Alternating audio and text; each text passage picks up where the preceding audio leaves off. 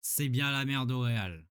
C'était inévitable, les gars. Et bah maintenant, c'est donc officiel. Xavi Alonso, les gars, est donc viré du Real Madrid. On l'a appris il y a quelques jours.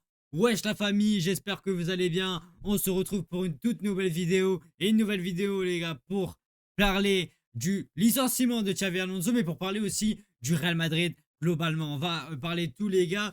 Et on va parler donc de ce licenciement de Xavi Alonso. Xavi Alonso qui avait clairement une épée de Damoclès au-dessus de la tête depuis un très très long moment. Rappelez-vous, les gars, j'en avais même parlé en live il y a pas longtemps pour parler de ce qui se passait au Real Madrid. J'avais eu des infos qui étaient sorties sur Xavi Alonso. On avait compris certaines choses. Et au final, les gars, ce qu'on s'était tous dit dans le chat, c'était que il avait clairement une épée de Damoclès après la défaite face à Manchester City. Et que les gars, le prochain faux pas du Real Madrid serait fatal pour Xavi Alonso.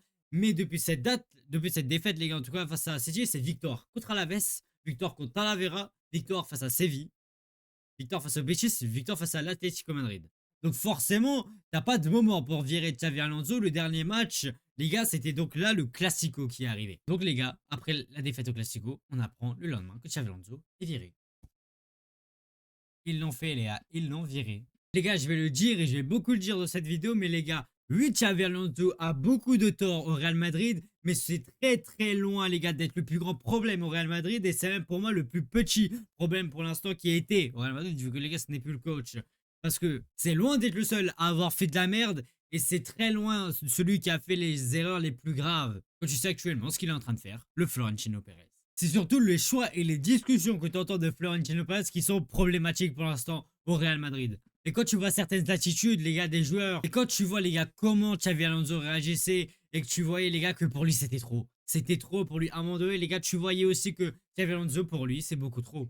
C'était trop, et lui-même savait qu'il avait cette épée de Damoclès au-dessus de la tête. Bah du coup, ça devient compliqué. À un moment donné, pour Xavi Alonso, de faire des résultats avec ce Real Madrid et ses joueurs, et cet effectif qui n'est pas complet, qu'on se le dise, et cet effectif qui n'est pas cohérent pour moi déjà dans un premier temps. À un moment donné, tu ne peux pas demander à Xavi Alonso, les gars, de faire de la magie en moins de 6 mois. Ça fait moins de 6 mois qu'il arrive au Real Madrid parce que quand Xavi Alonso arrive au Real Madrid, il vient avec ses idées, il vient avec un plan de jeu, il nous parle de son fameux 3-4-3 qu'on s'en rappelle dans le Coupe du Monde des clubs. C'est même, je me rappelle qu'il parle même d'un changement de système exprès pour le Real Madrid. Donc Xavi Alonso vient avec des idées, beaucoup d'idées dans la tête. Là les gars, la question qu'on se pose tous, c'est donc pourquoi ça n'a pas eu lieu. Pourquoi après la Coupe du Monde des clubs, il y a eu une véritable cassure avec le jeu de Xavi Alonso entre les supporters, les joueurs, etc. Là, les gars, on a eu l'info, c'est parce que les joueurs se plaignent du coach. Parce que les joueurs n'étaient pas contents de Xavi Alonso. Apparemment, les gars, ils regardaient trop de vidéos à l'entraînement. Les entraînements étaient trop durs. Et les joueurs vont se plaindre à qui? À Florentino Pérez. Même pire, les joueurs donc se plaignent à la direction du Real Madrid.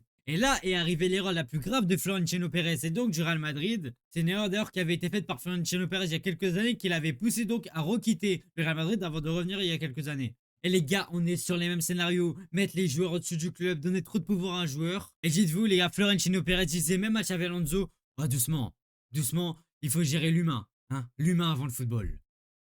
L'humain avant le football. C'est ce qui compte, c'est l'humain. Mais vous voulez que Xavi Alonso fasse quoi? Les gars, vraiment, ce qui se passe au Real Madrid, et je dis pas ça pour m'approprier quelque chose de je sais pas quoi, les gars, c'est ce qu'on a vécu avec le Paris Saint-Germain. Que les gars, il était déjà là avec cette épée de Damoclès au-dessus de la tête. Mais s'il peut pas poser ses idées et qu'on lui dit, faut pas que tu frustres les égos, il faut que tu fasses plaisir à tout le monde. Parce que les gars, qui peut me dire, moi, dans les commentaires, maintenant que la présence d'Arbeloa en tant que coach au Real Madrid, est-ce que les gars, Arbeloa est un meilleur coach que Xavi Alonso? Mais j'y crois pas. Pour moi, les gars, je vous le dis, j'y crois pas. Est-ce que Arbeloa, les gars, est réellement un meilleur coach que Xavi Alonso, les gars? Sérieusement, moi, personnellement, je pense pas. Et tu peux pas te comporter de cette manière avec ton coach tout en sachant que tu lui as donné aucun pouvoir. Et que ce coach, au final, ne pouvait rien faire.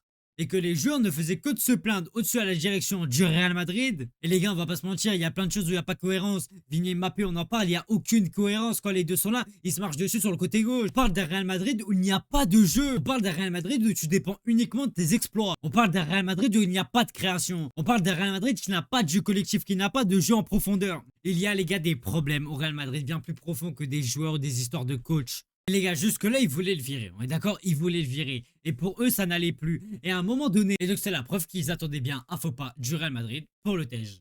Ils attendaient que ça et c'est arrivé. Ça y est les gars, le sujet est terminé, le sujet est clos, le sujet est bouclé. Et quand tu vois que dans le même match contre le Barça, où Xabi Alonso dit aux joueurs de venir pour faire les gars la haie d'honneur au Barça et que Mbappé et Rodrigo disent non, revenez et qu'ils font un demi-tour direct et qu'ils reviennent les mains dans les poches et tout, tu voyais les gars que lui-même c'était fini, il avait déjà lâché. Et vous voyez les gars de vous-même que c'est lui qui a lâché. Et là les gars, je le dis clairement, ouvertement, mais Florentino Pérez, il veut un pigeon. Là les gars, à l'heure où on parle, il veut un mec qui fait plaisir à tout le monde, qui satisfait tous les égos, mais à un moment donné, les gars, ce que les supporters du Real cherchent, ils cherchent juste du football. Ils cherchent du jeu, ils cherchent du jeu vers l'avant. Ils veulent juste revoir leur équipe jouer au football, juste normalement. Et comment tu veux réellement jouer au football quand t'as des égos surdimensionnés? Les gars, c'est plus comme à l'époque, comme j'ai dit au début, où t'avais Kroos, Casemiro, où t'avais les meilleurs joueurs du monde, qu'on se dise, mais où tout le monde se battait pour le bien de ce Real Madrid-là à l'époque. Cristiano Ronaldo, c'était un exemple de travail pour tout le monde. Karim Benzema, les gars, c'était une pièce entre tout le monde aussi. Pour faire fonctionner le trio d'attaque Bale et Cristiano Ronaldo. C'était un milieu de terrain qui était assez cohérent avec Kroos, Modric, Casemiro. Mais tout ça, les gars, ils faisaient tous un travail défensif. Mais ils étaient aussi cohérents devant. T'avais un vrai créateur, des joueurs capables, les gars, de garder le ballon, de ressortir haut, de jouer collectivement et de servir tes attaquants. C'était cohérent, les gars. Et tes défenseurs étaient aussi là pour vraiment faire le travail défensif. Récupérer les ballons et un petit peu soulager tes milieux. Et ça te montrait, les gars, que l'équipe, à l'époque, avait clairement une grande globalité forte et que c'était très cohérent. Et aujourd'hui, t'as un Bellingham qui ne sait pas où il joue. T'as un milieu de terrain qui n'a aucune création. T'as des joueurs, les gars, qui sont bougés, qui vont de poste en poste et les gars, ils ne savent pas aussi où ils jouent. Il n'y a pas d'entente entre Mbappé et Vini. Tu veux aller où? Tu veux aller où il y a des problèmes très profonds au Real Madrid. Il y a des problèmes énormes, les gars. Et encore une fois, pour moi, ce n'est pas une histoire de coach, c'est pas une histoire de coach. Et moi, je le dis et je le répète, les gars, pour les supporters et ceux qui défendent Mbappé, c'est bien. C'est pas le gars à qui on doit vraiment le plus tomber. Mais les gars, faut faire attention avec Mbappé et ses 40 buts par saison. Parce que certes, il marque beaucoup. Certes, c'est un goal devant. C'est un mec qui, il en a besoin que d'une pour marquer, on le sait. Mais ne vous laissez pas avoir par ses 40 buts par saison. Que si Mbappé devient le mec qui met tous les buts au Real Madrid, comme c'était avec le Paris Saint-Germain à l'époque, on l'a encore vécu, et ben ça peut devenir un problème. Les gars, le jeu du Real Madrid, ça peut pas être ouais, Militao, Bellingham, on est là, directement long ballon, on sert Kylian. Ça ne peut pas être ça. Les gars, ça peut pas être allez, on récupère, on cherche Kylian. Lou Kylian. Ça peut pas être ça. Et c'est pour ça que Luis Enrique avait dit il préfère avoir 4 joueurs qui mettent 10 buts plutôt qu'un qui en met 40. Le danger maintenant peut venir de partout et tu n'es imprévisible dans les grands matchs. Et moi, du coup, les gars, je me pose une réelle question, les gars, pour les supporters du Real Madrid et même en fait pour les supporters, les gars, d'autres clubs qui voient la situation là. Si Mbappé est pris dans un match, mais qu'est-ce qui va se passer, les gars? Là, les gars, s'il y a, par exemple, je sais pas, les gars, si un Real Bayern, qu'est-ce qui va se passer si Mbappé est bien défendu? Bah, du coup, tu vas seulement dépendre des exploits individuels de Vinicius. À chaque fois que les gars, que le niveau va un tout petit peu augmenter, bah tu vas t'écrouler, tu vas rester par terre. Tu vas rester par terre parce que c'est trop compliqué. Il faut que le Real Madrid, avant de penser au but d'Mbappé, qui met oui des triplés contre Levante, des triplés contre lui, contre machin. Et je ne dis pas qu'Mbappé est le problème au Real Madrid, hein, sachez-le, je le répète. Je dis juste les gars que le Real il doit trouver un équilibre entre Mbappé et l'attaque. Il doit se trouver comment mettre Mbappé dans cette attaque pour que lui et les autres aussi arrivent à marquer. Mais sauf que cet équilibre-là, à l'heure actuelle, il n'existe pas. Et que vu que Mbappé marquait, ça bloquait un petit peu la vision de tout le monde. Parce que le Real marquait, Mbappé marquait, et du coup il gagnait des matchs grâce à ça. Mais les gars, dans le contenu des matchs de Mbappé, mais c'est mauvais les gars, il faut en parler. Les gars, à un moment donné, il va falloir parler français. Même si le Real a marqué des buts, même si le Real a gagné beaucoup de matchs, à un moment donné, si on parle franchement, s'il n'y a pas un Thibaut Courtois dans les cages du Real Madrid, le Real Madrid n'est pas top 5 de Liga. Ils ne sont pas top 5 de Liga, et c'est une réalité les gars, et on en est là. On en est là avec le Real Madrid, les gars. On en est là. C'est parce qu'à vouloir faire plaisir à tout le monde, lui, il veut jouer là. Ouais, lui, il veut jouer là-bas. D'accord. Ah, t'as pas d'équipe dans l'équipe. Ah, c'est pas grave. Pas des joueurs qui se marchent dessus. T'as aucun joueur, les gars, qui a une cohérence de l'un à l'autre. On est très très loin de l'époque où les gars, il y avait Karim Benzema qui était au centre entre Cristiano Ronaldo et Gareth Bale. On est très très loin du milieu parfait entre Casemiro, Kroos, Modric. On est loin, les gars, de tout ça. On est loin. On est très très loin. Où tout le monde se donnait réellement ensemble. Mais chacun avait ses qualités et ça faisait une équipe très cohérente sur le papier. Et là, les gars, le problème aussi, les gars, et qu'on va parler, c'est Vinicius. Parce que c'est celui qui est beaucoup critiqué par son niveau. Et les gars, Vinicius, qui était de base sur son côté gauche tranquille, les gars. Et qui a Mbappé qui a débarqué clairement dans ses pattes. Il a débarqué ici. Et là, les gars, il y en a qui vont parler de Vinicius, qui vont dire oui, les gars, Vinicius, ça dégage, dégage. Je sais pas, les gars, ça avait parlé d'Arabie Saoudite, etc. Mais il ne faut pas oublier aussi, les gars, que Vinicius, avant qu'Mbappé arrive, c'est lui qui a porté le Real Madrid sur ses épaules.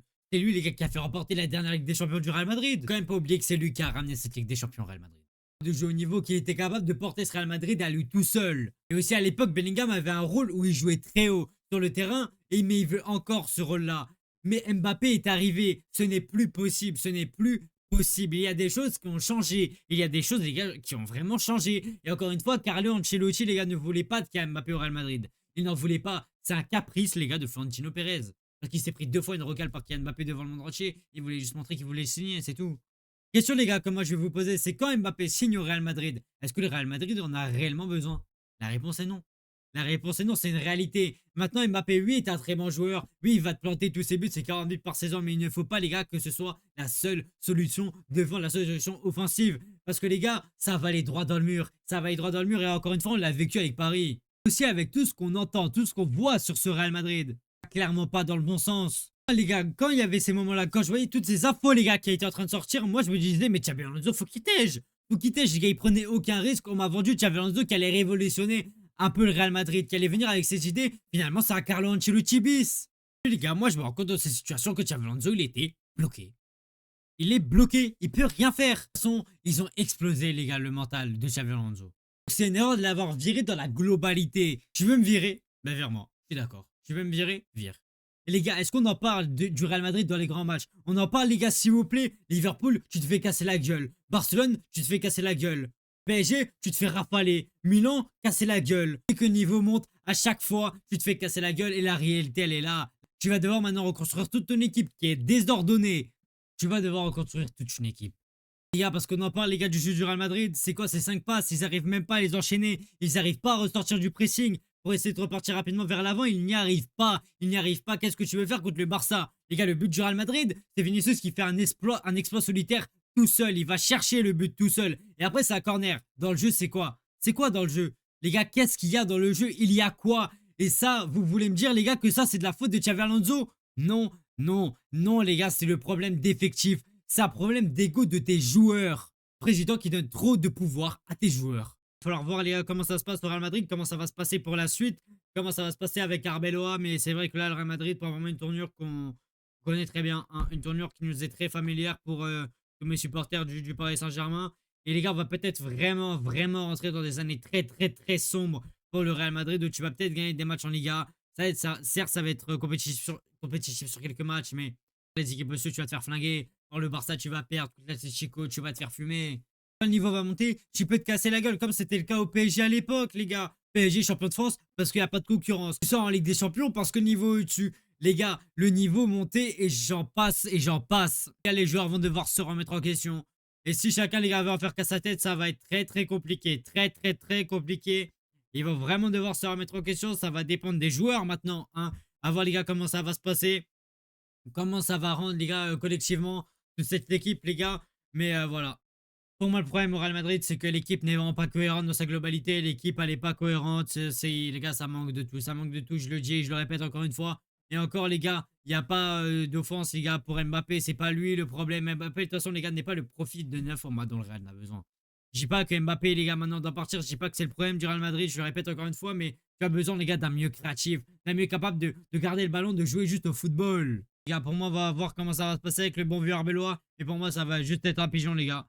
Il va devoir respecter tous les joueurs, ce que les dirigeants veulent, ce que les dirigeants demanderont de lui. Et les gars, voilà, il pourra rien mettre en place aussi. Ça va être un ami, les gars. Un ami, en fait, les gars, réellement du Real Madrid. C'est pas un coach, c'est pas un entraîneur, les gars. C'est pas quelqu'un qui va te ramener une révolution. C'est pas quelqu'un qui va te ramener des trophées, les gars. C'est quelqu'un qui, les gars, un mec qui va juste ramener l'amitié au Real Madrid. C'est tout ce qu'il va faire. Bon, voilà. En tout cas, merci à ceux qui ont regardé la vidéo jusqu'au bout. N'hésitez pas, les gars, à mettre c'est dommage pour Xabi Alonso dans l'espace des commentaires et je verrai que vous aurez été là pour toute cette vidéo. En tout cas, prenez soin de vous, les gars, et moi, je vous laisse.